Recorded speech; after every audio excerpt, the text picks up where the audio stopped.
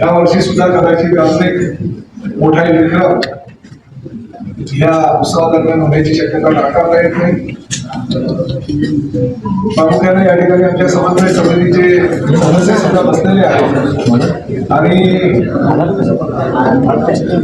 उमेश सरनाईक सुद्धा बसलेले आहेत. आपल्या समक्ष सगळ्या ठाणेकरांच्या वतीने मी समन्वय समिती आणि उमेश सरनाईकांचं मनापासून अभिनंदन करतो की 18 ऑगस्ट रोजी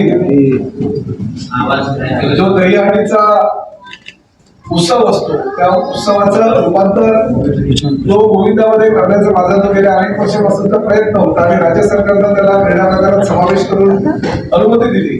परंतु त्यानंतर राज्याचे मुख्यमंत्री आदरणीय एकनाथ शिंदे साहेबांचं नेतृत्वाखालचं सरकार हे राज्यामध्ये आलं आणि पहिल्यांदा गेल्या वर्षी प्रो गोविंदाला आम्ही सुरुवात केली आणि ह्या वर्षी हा प्रो गोविंदा फक्त मुंबई ठाण्यापुरता मर्यादित न राहता पूर्ण देशभर गेला आणि स्पोर्ट्स चॅनल जे महत्वाचं आहे स्टार स्पोर्ट्स त्या चॅनलच्या माध्यमातून जगभरामध्ये लोकांनी त्याची वाहवाही प्रशंसा केली.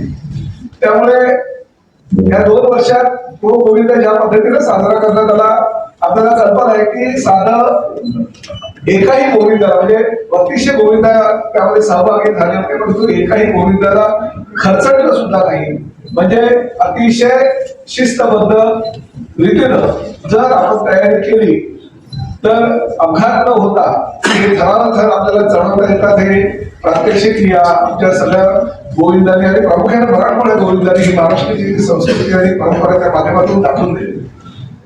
दरवर्षी कोकणाष्टमीचा उत्सव साजरा करत असताना मुलं भावनेच्या भरामध्ये आपली तयारी नसताना प्रॅक्टिस नसताना थराथर नसतात. योग्य प्रकारे थर नसल्याचं त्यांच्याकडे प्रॅक्टिस नसल्यामुळे ते कोसळतात. कुणाचा हात जाय म्हणते होतो पाय जाय म्हणते होतो डोकं फुटतं किंवा काही वेळेस तर अनेक आमच्या गोविंदांचा मृत्यू झालेला आहे आणि त्यामुळे हायकोर्टानं सुप्रीम कोर्टाने ताशेरे ओढल्यानंतर अनेक नियम बनवण्यात आले परंतु तरी सुद्धा काही गोविंदा भावनेच्या भरामध्ये ते थरावर नसल्याचा प्रयत्न करतात आणि त्याचा अपघात होतो.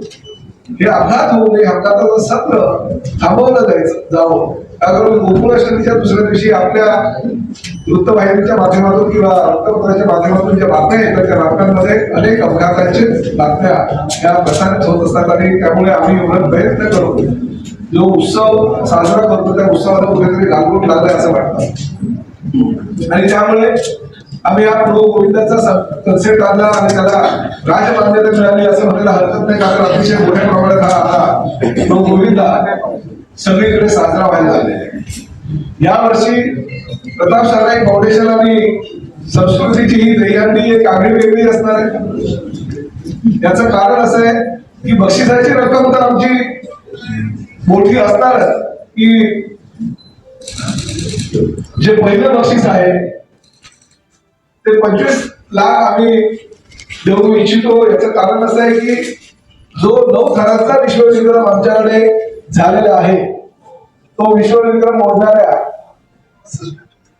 जो कोणी गोविंदा पथक असेल जे गोविंदा पथक असेल त्यांना ते पहिलं बक्षीस मिळेल परंतु रेग्युलर जे 9 थर लावणारे गोविंदा पथक आहे त्यांना 11 लाख व आकर्षक ट्रॉफी पहिल्यांदा लावणाऱ्या मंडळाला फक्त 11 लाख मिळतील त्यानंतरचा 9 थर इतर कुठल्याही मंडळाने लावले तर त्यांना 5 लाख आणि आकर्षक ट्रॉफी 8 थर लावणाऱ्या गोविंदा पथकाला 25,000 7 थर लावणाऱ्या गोविंदा पथकाला 15,000 6 थर लावणाऱ्या गोविंदा पथकाला 10,000 5 थर लावणाऱ्या गोविंदा पथकाला 5,000 अशा पद्धतीचे हे पारितोषिक आहे. प्रामुख्याने महिला गोविंदा पथक आहे जे 5 थर लावतं आणि 6 थर लावतं त्यांना सुद्धा जास्तीत जास्त बक्षीस या व्यतिरिक्त देण्याचा आमच्या संस्कृतीचा प्रयत्न राहील आणि आम्ही पूर्ण करू. वर्तकनगरच्याच या दरवर्षीच्या मैदानावर हे प्रात्यक्षिक आम्ही दाखवू आणि त्याबरोबर जास्तीत जास्त प्रिकॉशन घेऊन सुरक्षिततेच्या दृष्टीने काळजी घेऊन आम्ही हा गोविंदाचा जो सण आहे गोकुळाष्टमीचा सण आहे असा मोठ्या प्रमाणात साजरा करता येईल यासाठी आम्ही प्रयत्न करतोय. धर्मवीर आनंद साहेबांनी टीव्ही बँकवर पहिल्यांदा खऱ्या अर्थानं या बाळगोपाळांना एकत्र आणून हा उत्सव मोठा केला आणि त्यानंतर आलेले राज्याचे मुख्यमंत्री आदरणीय एकनाथ शिंदे साहेबांनी सर्वप्रथम सत्तेवर आलेला पहिला उत्सव जर कुठला धूम धडाक्यात साजरा केला असेल तर तो गोकुळाष्टमीचा उत्सव होता. आणि त्यानंतर येणारा गणेशोत्सव, त्यानंतर होणारे नवरात्रोत्सव, दिवाळी हे उत्सव सुद्धा जोरजोरामध्ये या सरकारच्या कार्यकाळामध्ये महायुतीच्या काळामध्ये चालू झालेले आहे.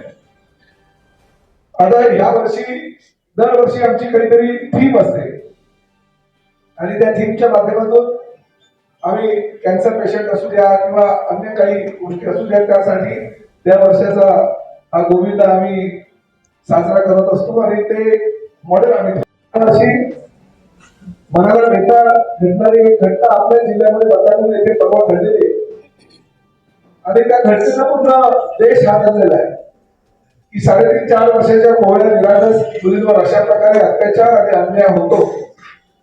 लोकांना त्या मुलीचे कोणी नातेवाईक सुद्धा नव्हते तरी सुद्धा शाळेच्या बाहेर अनेक लोक जमले होते. ठीक आहे, रेल्वे स्टेशन मध्ये कोण जमा झाले, काय राजकारण झालं ती नंतरची गोष्ट, परंतु शाळेमध्ये जमा झालेले सगळे त्या शाळेच्या विद्यार्थ्यांचे पालक होते आणि अशा परिस्थितीमध्ये लोकांनी स्वतःहून त्या आंदोलनाची भूमिका शाळेच्या समोर घेतली होती आणि अशा परिस्थितीमध्ये त्या नराधमानं जे काही कृत्य केलं ते कृत्य मानव जातीला काळ्या फासणार होतं.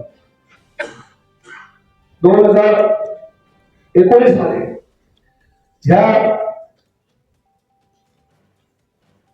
राज्याचा विधानसभेचा सदस्य म्हणून मी एक बिल आणलं होतं. ते बिल आता तुमच्या समोर वाचून दाखवतो.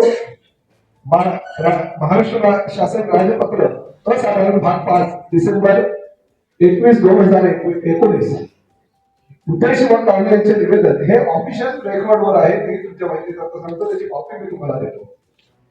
महिलांवरील अत्याचाराचे प्रमाण दिवसेंदिवस वाढत चालले आहे. या संदर्भात विचार करून आंध्र प्रदेश सरकारनं त्यांच्या राज्यात नवीन कायदा तयार केला आहे. भारतीय दंड संहितेच्या कलम 376 व 376 अ मध्ये दुरुस्ती केली. या नव्या कायद्याअंतर्गत महिलांवर अत्याचार, बलात्कार, सामूहिक बलात्कार अशा आरोपीविरुद्ध गुन्हा सिद्ध झाल्यानंतर तात्काळ शिक्षा देण्याची तरतूद केली आहे. एखाद्या महिलेवर अत्याचाराची तक्रार पोलीस स्टेशन मध्ये दाखल झाल्यानंतर हे पुढचं वाक्य तुम्ही लक्षात ठेवा.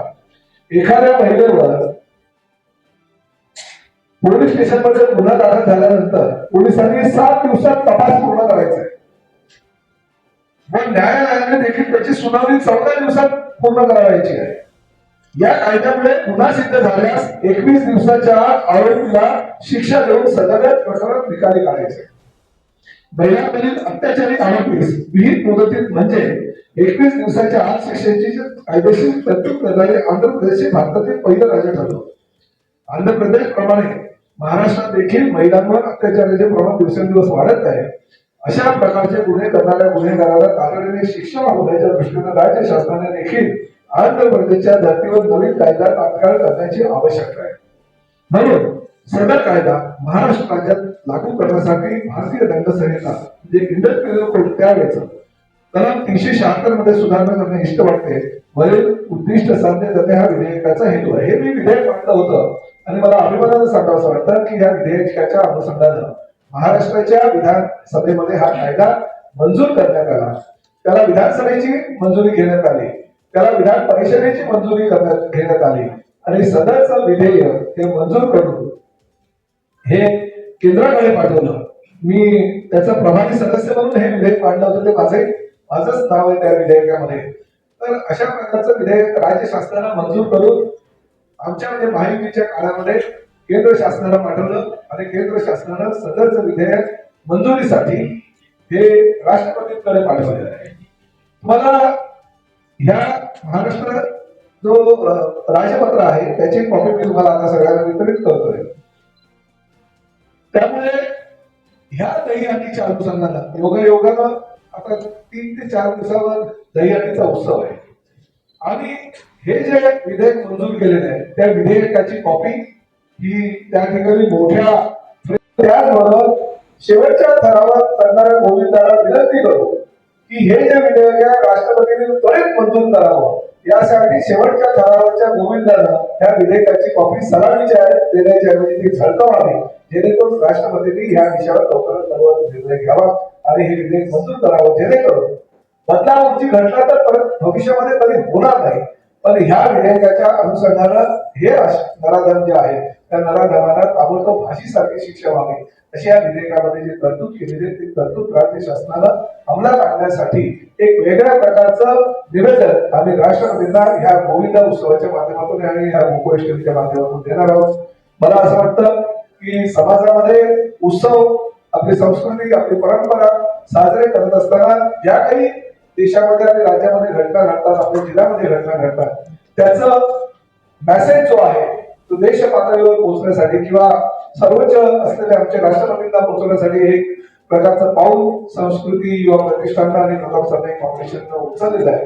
त्यामुळे आपण सगळ्यांनी आणि प्रामुख्यानं ह्या गोकुळ अष्टमीच्या सणामध्ये उत्सवामध्ये सामील झालेला प्रत्येक गोविंदाला उचलावं अशी आम्ही त्यांना विनंती करणार आहोत. समन्वय समितीचे लोकही या ठिकाणी आहेत. मी समन्वय समितीच्या सगळ्या सदस्यांना विनंती करणार की फक्त संस्कृती या प्रतिष्ठानच्या दहीहंडीमध्ये अशा प्रकारची सूचना आम्ही जी आवाहन करणार आहोत अशाच पद्धतीचं आवाहन इतरही ज्या ज्या ठिकाणी उत्सव साजरे केले जाणार आहेत किंवा जे दहीहंडीचे आयोजक आहेत त्यांच्याकडे या विधेयकाची आपण कॉपी द्यावी, जेणेकरून सलामी देत असताना महाराष्ट्राची जी संस्कृती आहे ती परंपरा कशा प्रकारे एक लक्ष वेधू शकते, ज्वलंत उदाहरण आपल्या या विधेयकाच्या माध्यमातून आणि ह्या आपल्या आव्हानांच्या माध्यमातून आपण लोकांना आणि देशाला दाखवतो. पासून वंचित राहणार याची जबाबदारी मुख्यमंत्री एकनाथ शिंदे साहेब आणि प्रताप सरनाईक यांनी घेतली.